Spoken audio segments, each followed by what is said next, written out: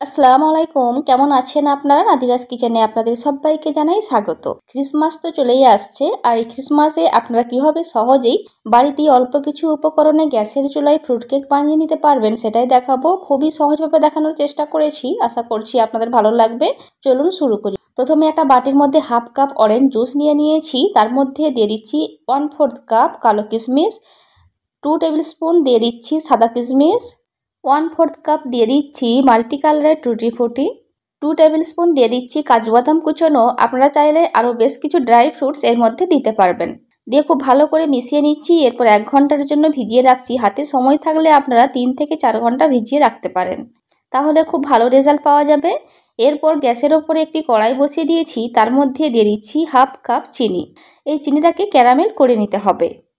দেখুন গ্যাসের ফ্লেম মিডিয়ামে রেখেছি, আর হালকা চিনিটা কিন্তু ক্যারামেল হতে শুরু করেছে।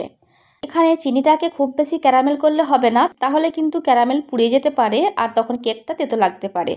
দেখুন হালকা ক্যারামেল হতে শুরু করেছে, সেই পর্যায়ে হাফ কাপ জল অল্প অল্প করে দিয়ে দিচ্ছি, দিয়ে খুব ভালো করে মিশিয়ে নিয়েছি। আর দেখুন সুন্দর একটা কালার চলে এসেছে, ক্যারামেলটাও কিন্তু পুড়ে যায়নি। এইবার এটিকে একটু জাল করে ঘন করে নিচ্ছি, তারপর সম্পূর্ণভাবে ঠান্ডা করে নেব, তারপর আমি কেকের মধ্যে এটি ব্যবহার করব। এরপর একটা পাত্র নিয়ে নিয়েছি, তার মধ্যে দিয়ে দিচ্ছি 1/4 কাপ সাদা তেল। এরপর দিচ্ছি 1/4 কাপ ঘন লিকুইড দুধ। কেক তৈরিতে কিন্তু সমস্ত উপকরণই রুম টেম্পারেচারে থাকা অবস্থায় ব্যবহার করতে হবে। এরপর 1 চা চামচ মতো ভ্যানিলা এসেন্স দিয়ে দিচ্ছি, দিয়ে খুব ভালো করে সব কিছুকে একটু মিশিয়ে নিতে হবে। খুব ভালো করে মেশানো হয়ে গেছে। এবার ওপর থেকে একটা স্ট্রেনার দিয়ে দিয়েছি, তার মধ্যে দিয়ে দিচ্ছি 1 কাপ ময়দা। ময়দাটিকে অবশ্যই চেলে নিতে হবে। খুব ভালো করে ময়দাটিকে চেলে নেওয়া হয়ে গেছে। এরপর দিয়ে দিচ্ছি এলাচ, দারচিনি আর লবঙ্গের গুঁড়ো হাফ চা চামচ। এটা অবশ্যই দিতে হবে, তাহলে কিন্তু একেবারে বেকারির মতো ফ্লেভার পাবেন। অল্প একটু লবণ দিয়ে দিলাম, দিয়ে সব কিছুকে খুব ভালো করে মিশিয়ে নিচ্ছি। দেখুন অনেকটা ঘন মনে হচ্ছে। এই পর্যায়ে আমি ড্রাই ফ্রুটসগুলিকে দিয়ে দিচ্ছি, দিয়ে আবারও সব কিছুকে খুব ভালো করে মিশিয়ে নিতে হবে। সব কিছুকে খুব ভালো করে মিশানো হয়ে গেছে। এরপর যে চিনিটাকে আমি ক্যারামেল করে রেখেছিলাম সেটিকে অল্প অল্প করে দিয়ে দিচ্ছি। একবারে বেশি দিয়ে ফেললে কিন্তু হবে না, তাহলে ব্যাটারটা অনেকটা নরম হয়ে যাবে। একটা ঘন ব্যাটার তৈরি করতে হবে, সেই জন্য অল্প অল্প করে এই ক্যারামেল দিয়ে দিচ্ছি, দিয়ে মিশিয়ে নিচ্ছি। এতে করে কেকের মধ্যে খুব সুন্দর একটা কালার আসবে।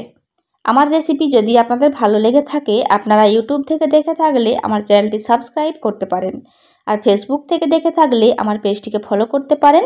সম্ভব হলে আত্মীয় পরিজনদের মধ্যে আমার রেসিপিগুলি শেয়ার করতে পারেন। দেখুন সুন্দর একটা ব্যাটার তৈরি হয়ে গেছে। আপনারা হয়তো দেখেই বুঝতে পারছেন যে কতটা ঘন করে আমি এই ব্যাটারটি তৈরি করেছি। এরপর ওপর থেকে একটা স্ট্রেনার বসিয়ে দিয়েছি, আর দিয়ে দিচ্ছি হাফ চা চামচ বেকিং সোডা আর 1 চা চামচ বেকিং পাউডার। 1 চা চামচ জল দিয়ে দিলাম, এতে করে ফার্মেন্টটা খুব তাড়াতাড়ি হয়ে যাবে। দিয়ে খুব ভালো করে মিশিয়ে নিচ্ছি। Baking powder, baking soda bake করার আগের মুহূর্তেই দিতে হবে, না হলে কিন্তু বেকিং প্রসেসটা নষ্ট হয়ে যাবে। আগে থেকেই একটা কেক মোল্ডকে আমি রেডি করে রেখেছিলাম বেকিং পেপার দিয়ে। বেকিং পেপার যদি না থাকে কোনো সমস্যা নেই, বেকিং পেপারের পরিবর্তে সাদা কাগজ দিয়ে দিতে পারেন, তার উপর থেকে তেল ব্রাশ করতে পারেন, কিংবা খুব ভালো করে কেক মোল্ডের মধ্যে তেল ব্রাশ করে নেবেন, তারপর সেটার উপর থেকে ময়দা ছিটিয়ে দিতে পারেন, তাতেও খুব সুন্দর বেক করতে পারবেন। 15 মিনিট আগে থেকে গ্যাসের উপরে একটি কড়াই বসিয়ে দিয়েছি, আর দিয়েছি 500 গ্রাম লবণ, তার উপরে একটা স্ট্রেনার বসিয়ে দিয়েছি, দিয়ে খুব ভালো করে গরম করে নিয়েছি। তার উপরে কেক মোল্ডটা দিয়ে দিচ্ছি, দিয়ে 30 মিনিটের জন্য ঢেকে রাখছি।